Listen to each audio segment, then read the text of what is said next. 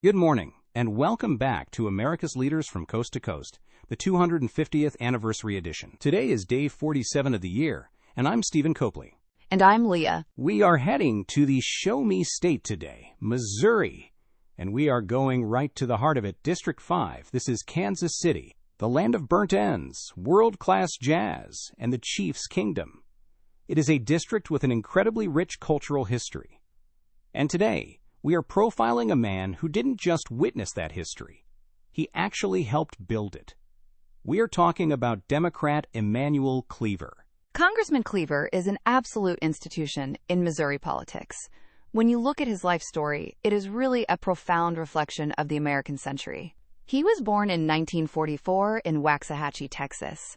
And Stephen, we talk about politicians having humble beginnings, but Emanuel Cleaver grew up in a shack.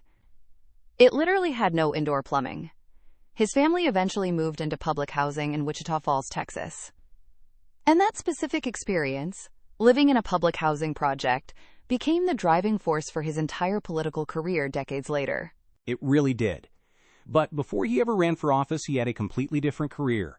He is an ordained United Methodist minister. He earned his Master of Divinity and moved to Kansas City, where he took over as the pastor of St. James United Methodist Church. And he wasn't just passing through. He was the senior pastor there for over 30 years. He built that congregation from basically nothing into a massive community powerhouse. That pastoral background defines him. He is affectionately known in Washington as the pastor of the house. And you can hear it in how he speaks. He has this slow, deliberate, incredibly oratorical style. He wears these sharp suits, very often with a signature bow tie. He brings the pulpit to the House floor. After serving on the Kansas City Council, he ran for mayor in 1991 and made history. He became the very first African-American mayor of Kansas City. During his 2 terms, he did something incredibly important. He spearheaded the revitalization of the 18th and Vine Jazz District. That area is the cultural soul of Kansas City. It's where the Negro Leagues Baseball Museum is, and the American Jazz Museum. He basically saved that history from being bulldozed and forgotten. So he comes to Congress in 2004 as a fully formed local legend. And what's fascinating about his time in Washington is his absolute obsession with civility. We are living in a time where politics is basically a blood sport.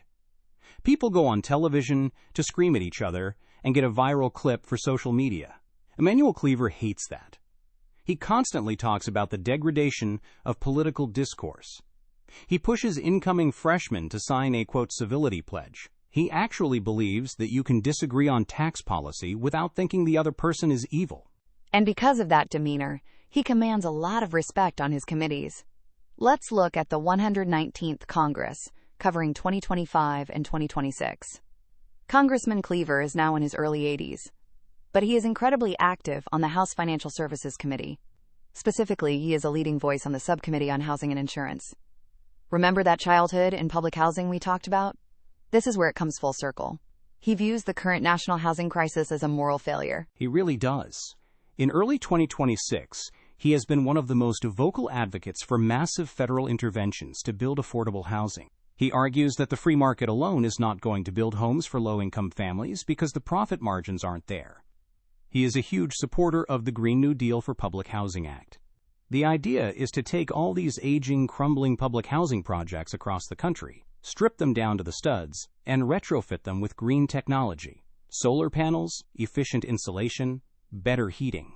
He argues it creates union jobs, lowers carbon emissions, and gives poor families the dignity of a clean, safe place to live. He also focuses heavily on first-generation homebuyers.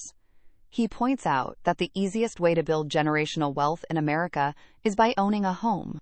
If your parents didn't own a home, you are at a massive disadvantage. He pushes for down payment assistance programs to help break that cycle of poverty. He sits in these financial services hearings with Wall Street executives and bank CEOs, and he plays the role of the community pastor, demanding to know how their lending practices are affecting the people in his district. And let's talk about that district, MO05. Missouri has shifted very hard to the right over the last 20 years. It used to be a bellwether state. Now it is solidly red. But the 5th district is the blue anchor on the western side of the state. It is Kansas City. It is a diverse, union-heavy, culturally vibrant area. Without Emanuel Cleaver and the voters in Kansas City, the Democratic Party would have almost zero footprint left in Missouri politics outside of St. Louis. He has to balance a lot of interests.